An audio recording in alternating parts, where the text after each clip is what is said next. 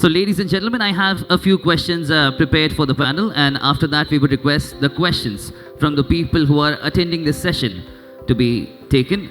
And the questions which I shoot would be kind of in general for the entire of the panel. Anybody who would like to answer can help us and address the people. So, starting with the very first question that I have, I think we should start by asking you, why did you start cooking food? While most of us, including me, we are interested in eating it. Like, how did you begin the process of cooking? I can start. So for me, I've always been interested in eating, perhaps a little too much so. And so when I was young, I just loved looking through cookbooks, even just looking at the pictures. My grandmother actually had a children's cookbook that I loved. I don't remember actually cooking very much from it, but I love looking at the pictures. Anyway, just fast forward a bit. When I was my parents had children very, very young, and when I was a young teenager, my mother wanted to continue her education, so she went back to college, and my father wasn't so keen on the idea, and he said, "Oh, you know, what about the housework? What about the meals?" And I just jumped in and said, "I'll cook. I'll do the cooking," and I just started to cook. But these questions that you put to us have actually been really great. I've done a lot of reflection, and I realised the reason I could cook was because I'd seen my mother cooking. I'd watched her, and my grandparents were also very good cooks, so I've been surrounded by this food culture without even deliberately taking it on. I just started cooking. So I'm going to talk more about that in response to some of the other questions, but noticing what's going on around you was what influenced me to actually start cooking. So I was 5-year-old when I remember people telling me they saw me cooking. I knew I was gay since I was 3 years old. The earliest memories of me thinking about anything were of me questioning who I was, my identity, crying at night, feeling unwanted, feeling myself to be a disgrace.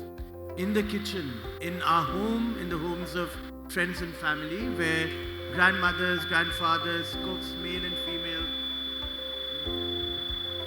would cook food, I found a solace, a zone of comfort and peace where I wasn't being judged. So I just started cooking. I would take lessons from men and women who were cooking, and I found in that comfortable space called a kitchen, nobody judging me. At the table when the food would come out, Hindu, Muslim, Sikh, Christian, Parsi, whoever those people were at our table, they would eat foods made by each other and forget those religious and political divides that tore them apart. So my mind was being torn apart by myself questioning my identity. The food I was cooking with other people and seeing people eat at the table united them. And for a few minutes I would stop hating myself and my place in this world. And then I got to America at the age of 20. And I went to school. I went to school full time, went to work full time, and I entertained full time. I would go to bed at around 3:30 in the morning, wake up at 5:30 to take breakfast for my employees who worked for me at the Metropolitan Museum of Art, at Bergdorf Goodman, and other places where I worked. And then I would come home after full-time school in the evening around 8:30, and 9:30, 10 people would start arriving to eat a meal in my kitchen. 8 years of doing this, a man came with $2 million and said, open a restaurant. I opened my restaurant, Devi, in New York City. And the first year the Michelin Guide came to America in 2004, I was the first of 18 chefs in North America to get a Michelin star, the first non-Northern European chef to get it. So I got into food by accident. It's nothing I trained for. That's my story of cooking. Wow. Before I answer, one question to all of you all. How many of you chop vegetables at home? Hands. Okay, I can see a lot of equal spread of boys and girls. Thank you. So I started cooking by chopping vegetables at home and washing dishes. So that was compulsory activity for both me and my brother, that we need to know how to do the groundwork before we actually went into the kitchen to cook. So, which was not what we wanted to ever expect, that that's what we were made to do. But these were some of the necessities back at home when I grew up. Not because of compulsion, but because of a requirement by my mom and my dad saying that you need to learn how to wash your car, you need to learn how to change your tire, you need to learn how to chop your vegetables, and you need to know how to sweep and wash your dishes before you can touch a knife. So that's how my journey into the kitchen began. My mom used to cook a lot. She was an avid, way back in then, she used to cut clips from magazines, put them into a file and stick them in the paper and newspapers, and she used to keep experimenting on that food. And even though if I had an interest, the only thing I would be allowed to touch is to wash and probably eat, because that was how we entered our journey into the kitchen. And I reflect so much back into those days. And post that, there was never looking back, because post that it was only a progress to a step up into chopping vegetables and then learning cooking, right? So learning cooking was probably the easiest part, because you would just listen to someone and then just do it. But the actual part of doing the rest of the stuff was something that I take back even today. I continue to chop my vegetables and wash my cooker after I finish cooking in the kitchen. So that's a little bit about my journey of how I began my journey into the kitchen of very, very young age of about 5 years old. Slowly progressed, and the first cake I made was when I was 12. It was a French gâteau, because I think I had become proficient in whisking cream for a gâteau, because it has to be whisked by hand. We didn't have a wire whisk at that time. It had to be done by another spoon and a chammach, and it had to be done, and it took me like 45 minutes to whisk cream, because that was what my job was before I could actually get on to baking a cake. So that's been my journey. Hard work. Thank you so much. Thank you so much for answering to that. Thank you. The next question for the panel is, the road to fitness is often understood to come with a compromise on the taste. How do we put away the idea that taste and health cannot coexist, especially when we see the indigenous Indian cuisine? What would be your response to this? That's just a false premise. It's, of course, health and taste can coexist. And I think that if by indigenous Indian cuisine you mean what people my experience of what people eat in their homes in India, which is a wide variety of usually seasonal food, I think that is a perfectly healthy diet, and it's very tasty. So there's no reason why those two things can't exist. I think that I wrote a few notes on this because it actually got me a lot of thinking. I think when you're talking about fitness, there's a different kind of association.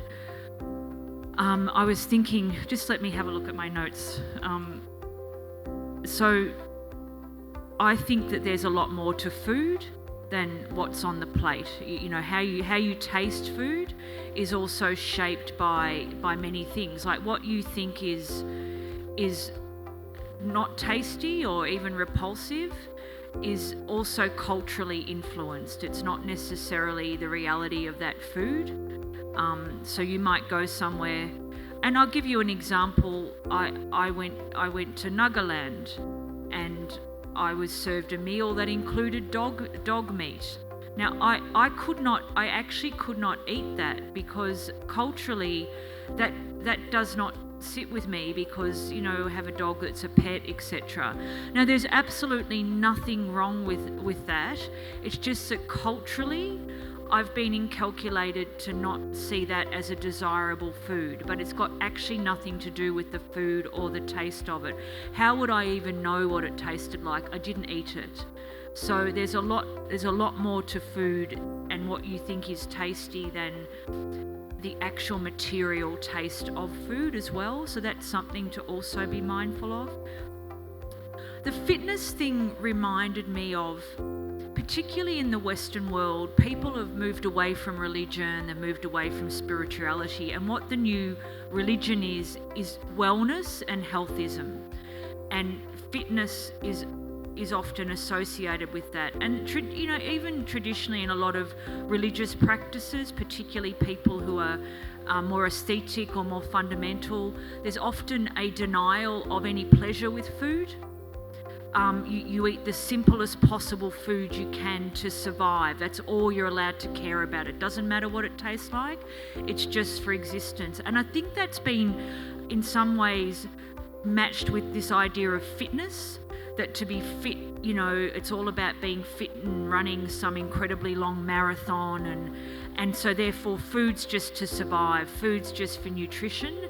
So therefore it disdains any other aspects of food. I'm not saying that's true of everybody that runs a marathon, but there's this element of that with the fitness thing as well, that you actually shouldn't enjoy food because you're more focused on being fit.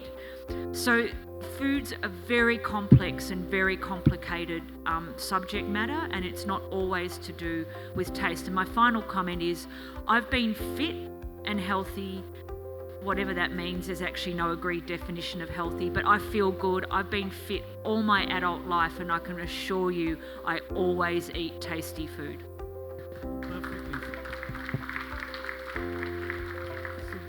For the last 22 years, I've taught a course at Harvard School of Public Health called Healthy Kitchens, Healthy Lives. I teach physicians how to cook, surgeons how to cook, epidemiologists how to cook. I teach another course called Worlds of Healthy Flavors.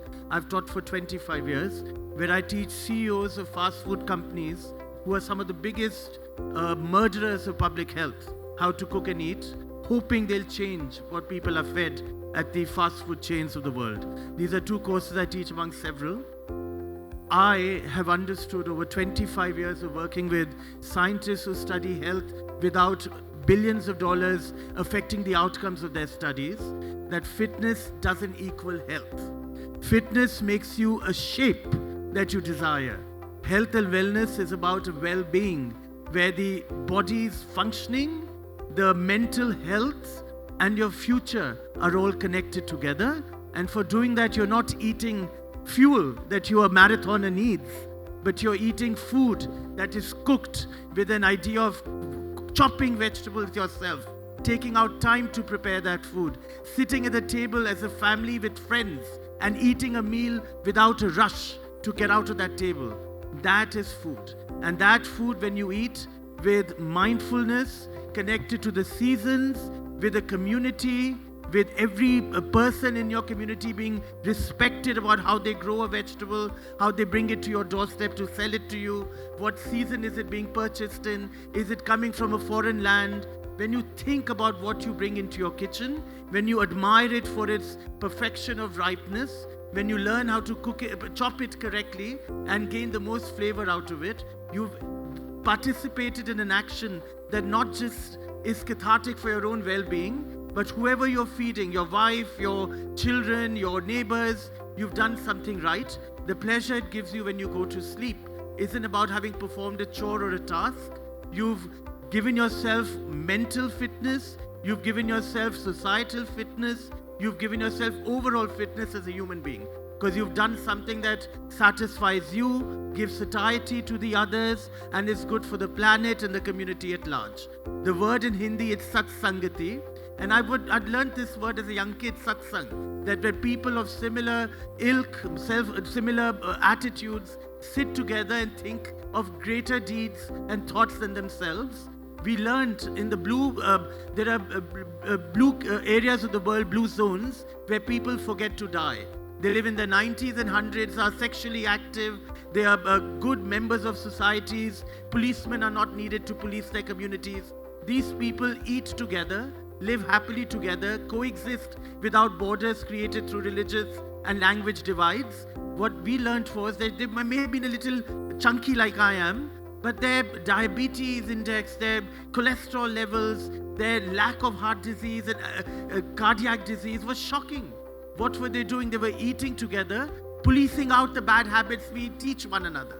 There's nothing good about a bag of chips. When I started studying this study, I thought, oh, let me go eat these chips. And I now, if I'm in an airport, if I'm passing a grocery store, I stop and buy 20 bags of chips and I eat them like an animal. But when I go to parts of Asia where dog meat is eaten and I eat that dog meat curry, I love it. It's a sustainable meat, rabbit, dog meat, cat meat. If you have an abundance of those animals, if you're raising them for meat, there's nothing wrong with it. They're sustainable animals that don't dirty the environment like bigger animals like cows and lamb and goats do. So we must connect to our communities, to our own old ways of cooking food. When we do that, we are fitter than physically fit. We are correct.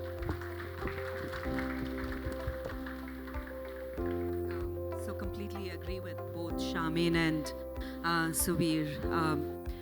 80% of the life that we live comes from food, right? So fitness plays a very small part. Taste is completely important for the mind.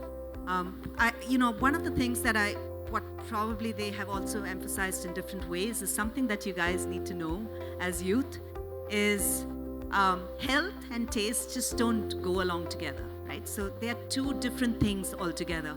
Healthy food not necessarily means salad, quinoa, vagara, and all of that you get marketed in the brands and all the stores that you get and say, okay, salad khana hai, I need to add that dressing oil. I mean, just look at food that is cooked at home. If your mom is, or your grandparents or your dad is a parent or someone is making some food at home and that's seasonal and that's fresh, made from ingredients that are locally available, and that's good food. And now what constitutes health is a variety of different things that constitute health. Good food is important for it to be tasty because the serotonins and all the other hormones that get released in your body helps you digest that better. So the moment you feel that it's tasty, the right set of hormones are released and it helps you absorb those nutrition and nutrients in the food better. And second, what is health? Health is very relative. Health also depends upon the lifestyle that you lead. How many hours you're just sitting in front of your phone and looking versus how long you're sleeping. Are you sleeping on time? And are you following a circadian clock and ensuring that you get enough health? By the way, if you just didn't know, if you didn't sleep for the 8 hours or 10 hours in the night that your body requires, it will lead to obesity and a lot of lifestyle-related diseases. Are you aware of that? Sleeping with the lights off in the night, and these are some of the things that pertain to health and lifestyle related, and food is just one important part of it, and health is another different part of it. Each one of them have to be tackled equally along with the lifestyles that you lead and the amount of consumption on the phone that you do. I strongly believe that what we put on our dinner table makes us. Keeping your phone away, for example, some of these important habits that we develop apart from all the things that they said, from ensuring that you cook at home and feel the cooking and chopping the vegetables. Just keeping away your gadgets, just focusing on your food, mindfully eating as a community with your family, enjoying that conversations, whether related to food or all of this constitutes health, by the way. It is about the lifestyle that you lead and keeping, if you're doing something, if you're doing exercise, do exercise. If you're eating food, eat food without your television gadgets and things like that, right? So these are some of the things, if we keep at the top of our mind, you will understand that you will develop a stronger sense of community. Just this morning while I was walking with Charmaine, she said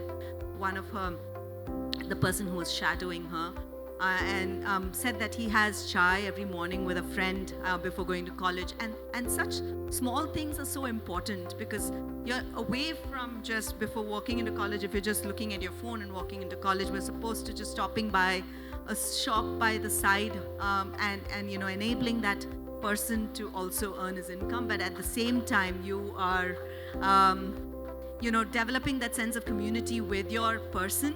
Addas, you don't see anymore. When we were growing up, we saw, we had this so much adda baji of, hanging out outside college and chit-chatting and having a samosa. Guys, that is important. And it's supposed to be mindfulness about whatever you're doing is what brings in the two, which is good health, good lifestyle, and fitness, yes, need to keep moving. Yeah, go ahead, Suvir. I think I missed one thing. Youngsters here. In states of America, some states haven't adopted it. Protein powders are being banned. They're poison. In India, young men have protein powders in boxes the size of gas cylinders. It is rubbish. That is not food. That's food you won't even give to animals you don't like. So stop eating that rubbish. And protein is not essential for you to be measuring every day. When you eat wholesome foods of all types of plant-based ingredients, whether it's beans, legumes, lentils, some dairy, you're getting all the protein you need. You even if 20 bodybuilders together don't need more than broccoli, cauliflower, dal, chawal, whole grains to give them the protein they need every day. So stop following those advertisements and magazines and blogs and bodybuilders. We have more people dying in the bodybuilding circuit out of eating overdose of protein and protein powders than is being reported. There was a jogger called Jim Fix who in the 80s died in America, being the fittest American at 51. When his post-mortem was done, his arteries were blocked. If you're eating protein powders, having ghee like it's a elixir of good health, you're crazy. Any fat that congeals at room temperature is a fat that should be indulged every now and then. My mother always ate with ghee, but we put 1 teaspoon in a tarka. Dalda, which all our vendors are using because it's cheaper. Be very careful. All the mustard oil, vegetable oils, they're essential for you. Use them to cook the veggies we are talking about. Veggies give you immense protein. Mix them with spices, they become delicious. Be smart. Don't buy all the campaigns of marketing that get thrown your way. $7 billion marketing industry selling the planet BS. So be very careful. Thank you so much, sir. Thank you so much, ma'am, for adding to that. Thank you so much. Thank you. Going to the next question. Going a little further on the same, the 3 doshas and 5 mahabhutas of the Indian Ayurvedic sciences together created 16 personality types as per Indian texts. Today, Western science has also come up with 16 personality types, but in India, the food consumed was premised to understanding one's personality. What is the relationship between food and self? How important is food in creating the idea of oneself? Okay, I'm going to just have to, I can't resist, I'm going to just have to dispute that. I've got a psychology education and there is no evidence to support personality types. There's plenty of, I don't know if you know what the Myers-Briggs is. It's a personality type indicator. It has absolutely no evidence behind it. So I'm sorry, I had to say that because I couldn't. So let me just give you, so just in order to answer that, if you gave me a written menu of what someone had actually eaten for 5 days or a week, now I could look at that and I could probably make some pretty good guesses. For example, if they're in India, I could probably say what region they're in, what their ethnicity might be, perhaps what their religion is, whether they live in an urban area or a regional area, whether it's male or female, age. And then if we looked at it, say in Australia, I might be able to say what someone's nationality was. So these are the sort of things that you can tell a lot about a person by what they eat. I might be able to then see, are they really following food trends? So I might be able to say, well, they're really following food trends, so perhaps they're a person that being contemporary or modern is important to. Might be able to say from what they're eating that they're an adventurous person or a conservative person. But can I tell if they're introverted or extroverted or talkative or devious or charming? No. I don't believe that you can devise someone's personality through what they're eating. You can tell a whole lot of other things about them. And the other thing I'd like to say about personality is you can change your personality traits. They're not fixed. They're mutable. So that's just some things I need to say about personality. So what was the other? There was something else about that I wanted to say. But certainly what you cook and what you eat are an important part of your identity. Can be. They're not for everybody. They can be an important part of your identity, but that identity is what we've been talking about. It's about what you think. It's about how you conceive of yourself, who you think you are as a person, how you are in the world, how you want to be in the world. It's actually, again, got not necessarily anything to do with the properties of the food. It's about how you think about things. And this also comes back to what we've been talking about. You as young people are in a world where you are being so bombarded with messages and things about food. Now, a lot of that is people trying to sell you things, and that's what you need to be careful of. But if you think, I want to be a fashionable person, or I want to be a slim person, or I want to be a fit person, and so you listen to those that's what the identity that you want or you think you've got. If you then listen to the messages associated with that, you're potentially being sold, as Suvir said, a lot of BS. So yes, food is important element in your identity, but you need to also be wary of what's being sold to you in order for you to fit into the identity. Perfectly said. Charmaine has said everything that needs to be said. I can't better her answer, but I'll give you a personal anecdote or two or three. I grew up Hindu. I grew up Radha Swami, which meant no alcohol, no meat, no eggs, nothing. And I was very happy living that life. I arrived in New York at the age of 20. Till the age of 35, post getting the Michelin star. Gail Green, the food critic of New York Magazine, the most powerful critic in North America, had written already that I'm the only vegetarian whose meat she eats, tongue-in-cheek. And I got the New York Times every few years would say the best lamb chops in America are cooked by Suvir Saran. I'm vegetarian. After 35, and when Gail Green insulted me one day by saying, how do I trust you when you tell me you love a restaurant? She said, Baba, you have to learn how to eat. I said, Gail, she said, no, let your religion, set it aside. You're a human being. So your religion shouldn't define you. There's more to you than just your religion. I write, I read, I think.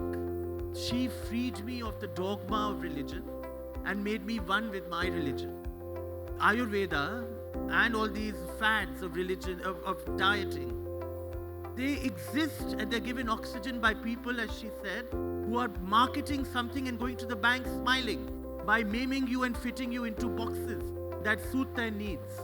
These are prescriptions written by one human being who doesn't understand your emotional needs, your physical needs, your mental needs, your communal needs. They were written at another time frame. Read them, study them, enjoy them, but then fit them into your own schedules, your own lives, your own way of thinking and being. And when you do that, you become a better version of yourself.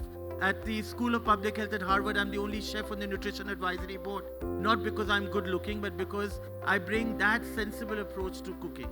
I'm a chef who doesn't follow diets and trends. I've been fatter, I've been skinnier. I literally was meant to die 4.5 years ago. I live to tell the tale. My blood sugar fasting remains between 60 and 85.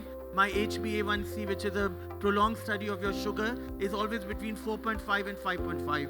I eat happily without looking at what trend is being followed in the market of chefs and food sellers. I eat what's delicious, what's fresh, what is cooked with love, made with love. I don't care what personality types people have. If they're haters, I stay away from them. If they're people who love humanity, I go to their tables. But I find there is delicious food. If I eat food at a home of haters and fanatics, I get diarrhea no matter how good the food was. So, we have to be connected to our lives, to each other, to the planet at large. If it's sustainable, if it's seasonal, if it's regional, if it's made with love and care, you don't need to worry about the personality. That food is going to be yummy and will make your tummy feel happy. That's the philosophy I follow.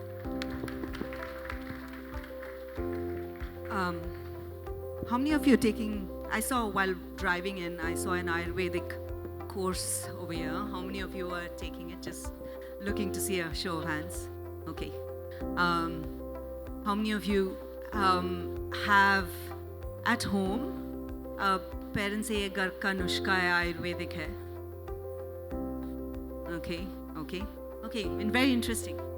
So going back to what they said, and I sort of doubly amplify what they say, and 100% true, right? So even though they might say Ayurvedic is 1,000-year-old science, but it was 1,000 years ago, and I just want all of you to just remember that. Science has progressed. Science has progressed because it's validated with medicine, it's validated with testing, validated with a lot of facts, which is like hard facts, which is on the table, which tells us what is good for us and what is not, and not and a supplement. It could be an Ayurvedic supplement, which has, for your example, a homeopathic supplement or an Ayush supplement, has X percentage of 80% of alcohol in them. Are you even aware of that? It actually affects the liver. It brings in a lot of internal diseases if you overdose it. These are some of the things that are very important to understand. I'm not for any diet, absolutely not, right? So there is keto diet, there is there is Atkins diet, and there is Ayurvedic because of his own diet. Sorry? Atkins died because of following his own diet. Atkins died because following his own diet. Imagine for keto diet, you're eating so much meat, high protein, reducing fiber. I mean, you're doing everything else against what nature tells you to do. And believe me, what might be suiting someone in a region in Norway or Iceland might not be suiting you, right? You are in a tropical region, you grew up a certain way, the region that you live in sort of requires a certain diet that needs to be followed, and if you suddenly follow a fad diet which is advertised in the market, be it Ayurveda or be it Ayush or homeopathy or anything else that you need to supplement your body for good health, please think about it. Think about what is being sold to you. You are an individual. You need to make that decision for your body because nobody is going to tell you that. You need to make informed decisions as youth to understand what is important for you. Eat local, eat fresh, eat what your body needs, where you're growing up. If you feel that your body needs something right now, your body will tell you, and just please eat it. If you just feel that your body is craving, like he said, right? I mean, one is religion, one is diets, and one is what your body needs. And it could range. For example, you start living in Iceland and you will see your body needs something else over a period of time, and as opposed to you grew up 20 years in India. I mean, and that's okay, right? Because you need to adapt to those environments that you live in and, make those changes which your body is asking. She's taught me something right now. 20 years, I became a meat eater at 35 in America. When I ate that first morsel of the forbidden meat, nothing went wrong in my body. And I would eat it once or twice in a year, 3 times. And I felt no guilt because I felt very healthy eating it. So you're right. Yeah. So, you have to just let go of your fears. Let go of all the prejudices you've been told about. I was in a show called Top Chef Master, where they brought these big old men like me and women to cook together and compete for charity. One of the elimination round where I was eliminated was a tie-up with the Biggest Loser show, where people who were morbidly obese, people who have to be moved with a tractor from one part of their room to house to another, who were 300 kilos. They were competing and we had to cook for them. So we were 5 chefs left. I was the only chef who was teaching nutrition at Harvard. We were told cook a healthy, nutritious meal for a contestant of the Biggest Loser show. So we all had one, what they were calling fat person. So the other chefs didn't have the luxury of teaching nutrition. They were buying all the fads you all buy. So they knew healthy means calorie count. So we were also told it should be 500 calories. So one chef made a pizza that was just the right size to have 500 calories. Another made meatballs, instead of having 8 meatballs, 3 meatballs. Another made a roast chicken but gave half of it. And I'm thinking, oh my God, what do I do? What do I do? What do I do? My fat person, because they were giving the people the food they ate. One said, I love pizza, another said meatballs, another said, I love roast chicken. Mine told me she ate bacon, cheese, burgers 5 times a day, which is a prescription of, that's the reason she was 380 kilos, because she was eating it 5 times a day. So what do I feed her?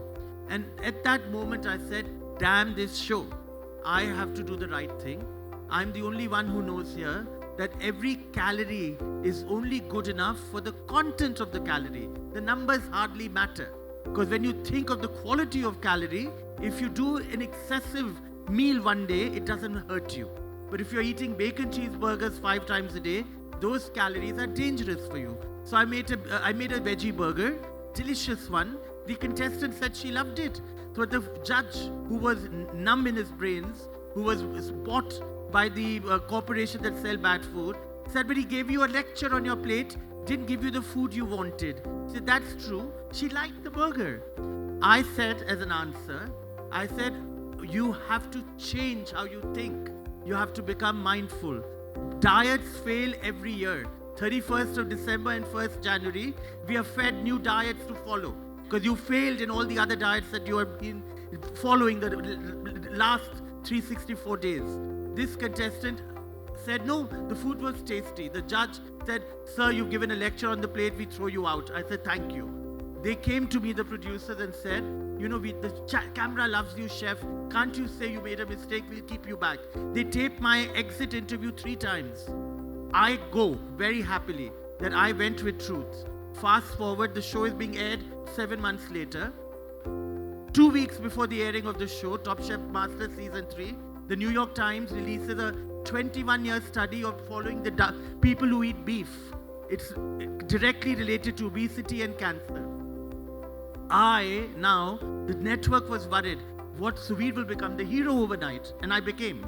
They were so frightened. They said, chef, do you mind not saying anything now? Maybe 6 months, a year later, you'll say, yes, I did the right thing. I said, I have no interest in denouncing the chefs. They live in a cave of cooking. I unfortunately had the sadness of knowing what reality is. That's why I did what I did. They did what was correct. You have to be smart. She talked about dogma, religion. They're different. Your health has to be your way, not prescribed by others. Sorry for taking so much time. Thank you so much. Thank you so much, sir. Thank you so much, ma'am. The next question goes like, a lot of students, I believe, experience significant amounts of stress due to which they fail to maintain a healthy lifestyle.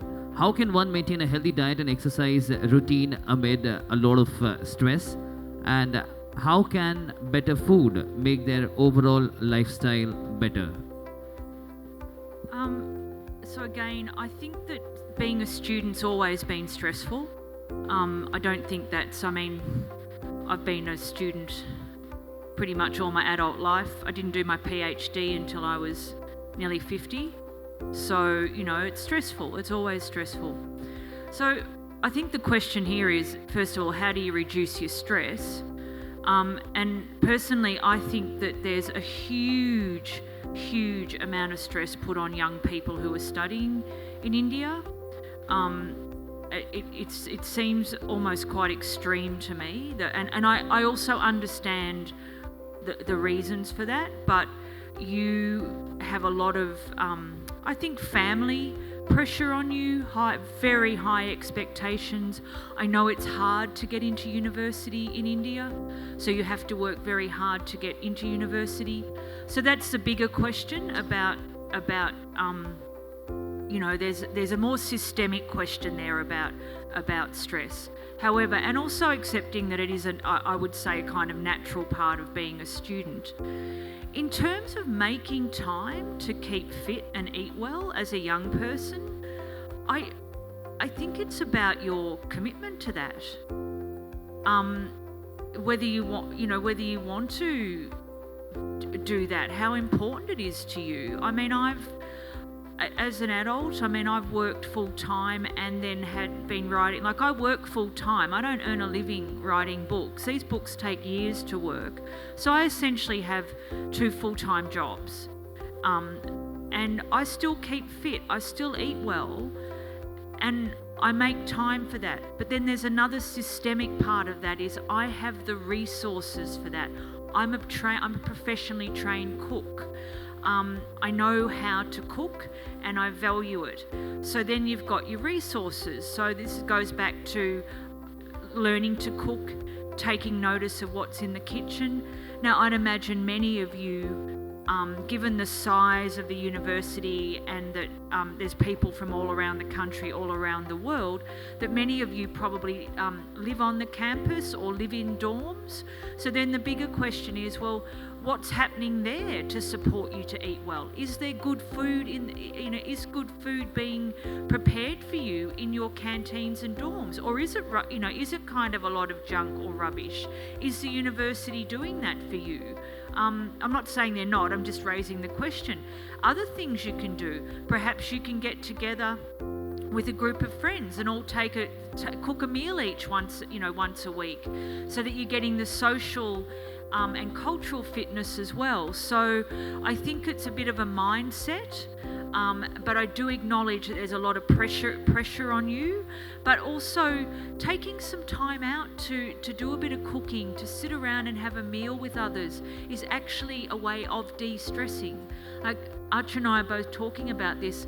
I love cooking because I personally find it relaxing. A relaxing thing to do. It helps me unwind.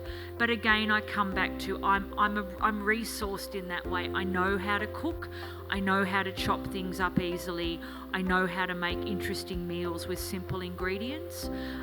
So that's my kind of input into that. I'm not saying it's easy to do that. So there's a systemic element to it, and there's also an individual element. I grew up with a clone of Archana's mother, who had me ironing, washing clothes, doing pocha and jharu, chopping vegetables, laying the bed. Everything that a shadow in a home could have done, my mother made us do. Because she wanted us to be equipped to lead our lives independently without the need of anybody else doing anything for us. When I arrived in school in Bombay, I stayed in a hostel in a dorm. I went into the kitchen and I told the chef, "Can I make something for you, and if you like it, you'll put it on the menu?" Sure. So next thing I knew, that I taught them 8 or 9 recipes for my family. They were so excited. And when I arrived in America, I lived in an apartment, not in a dorm, but I would bring my friends. They would bring their friends. The friends they didn't know what I was cooking, but I would tell them, lay the table, do you mind putting the forks and the cutlery on the table? Another would wipe the glasses, somebody would make cocktails, another would help me wash dishes. Together, cook, eat, share stories, enjoy life. What you're doing when you're doing 1.5 hours of gym and eating protein powders is not going to make you healthier, happier, or sexier.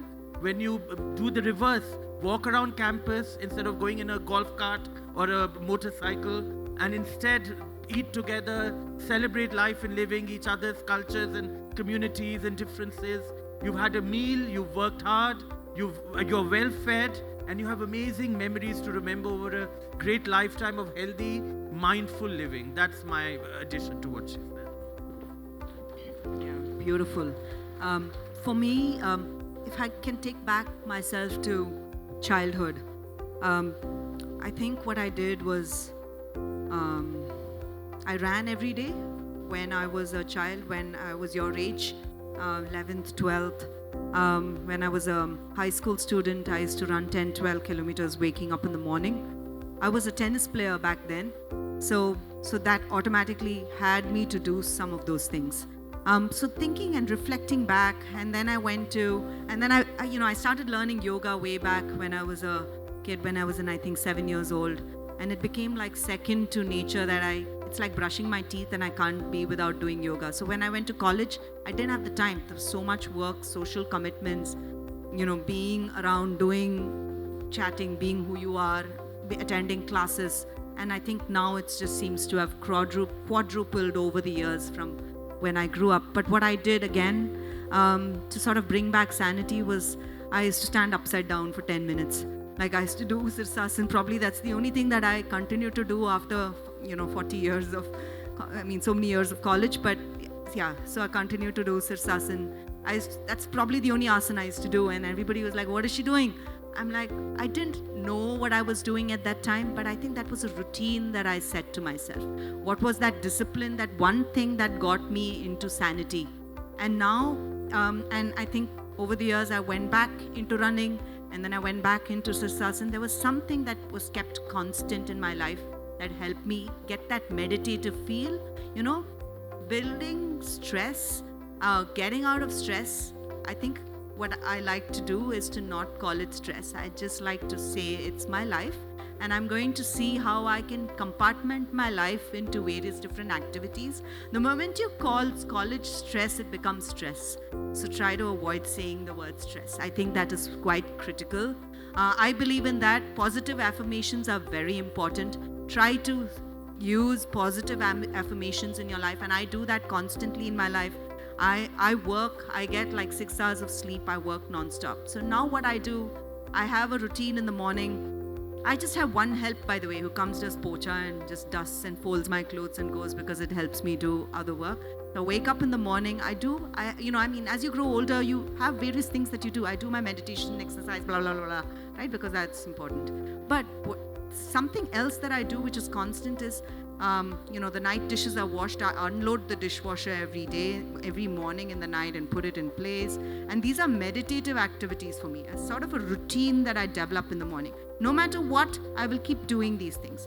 So it could be something else in your life. It could be just taking a quiet walk around your campus in the afternoon after your lunch. It could be like 2 of you just walking together. It could be anything. These are some of the things which sort of you could do it with your friends, you could do it alone, and some of these things that you do will give that internal calmness is what you're looking for to do the next activity, and which you want to do. And when you think positively and have positive affirmations and say, "Bahut padhai karna hai yaar itna," I'm like, it's okay. If you have, and whatever you have and what you're able to do is what you're able to do, that's what you do, and do the best in that, right? So positive affirmations, don't use the word stress. Thank you so much. Thank you so much, sir. Thank you so much, ma'am.